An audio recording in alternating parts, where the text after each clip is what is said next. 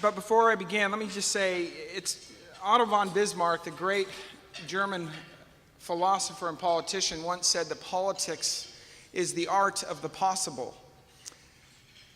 And an economist, John Kenneth Galbraith, later took issue with that, and he said, politics is not the art of the possible. It consists in choosing between the disastrous and the unpalatable. And that's, as legislators, I think we've seen that the last few years. How do we choose between the disastrous and the unpalatable?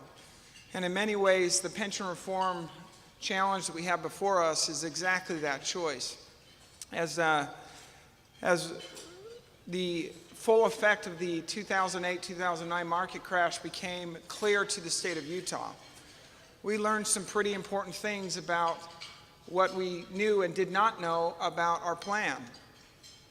We went into the downturn with a very well-funded system, almost 100% funded.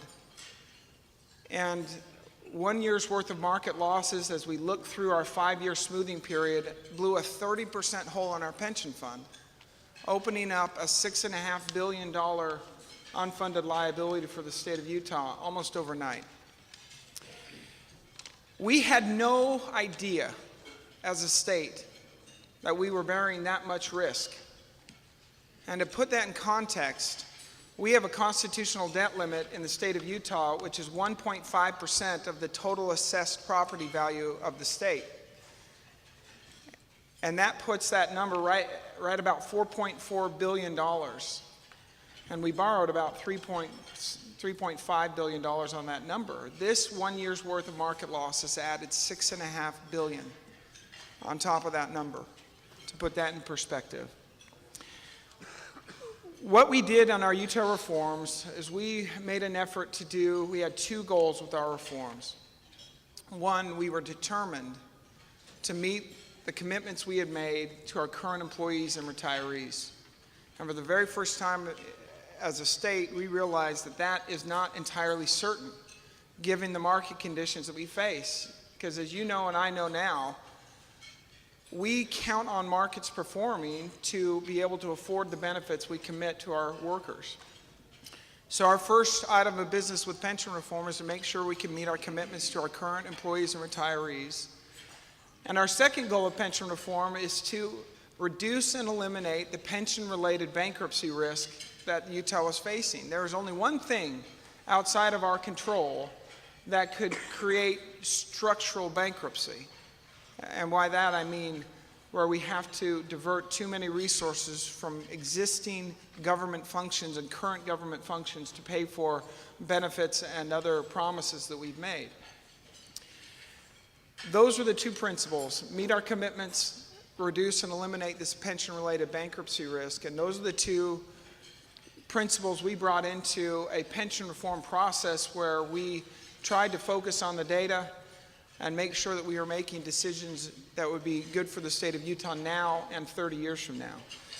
And in short, what we did is we created a hybrid pension plan that has a couple of elements that are important to point out. First and foremost, we said definitively as a state, here's how much money we have to pay towards retirement.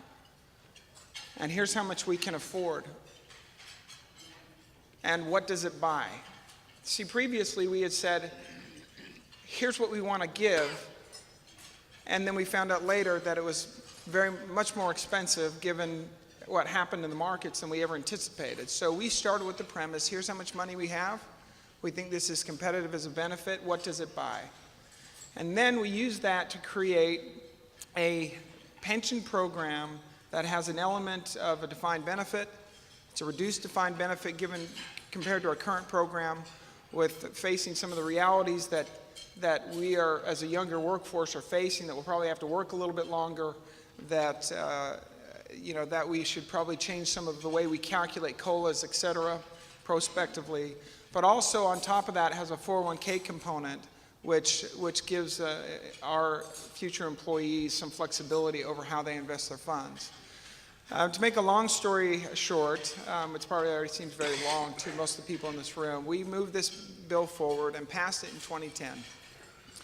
And we are confident that we, not only now, but in the future in the state of Utah, we have met our objectives, that we are confident that we can meet our commitments to our current employees, and that over time we can reduce and eliminate the pension-related bankruptcy risks of the state of Utah.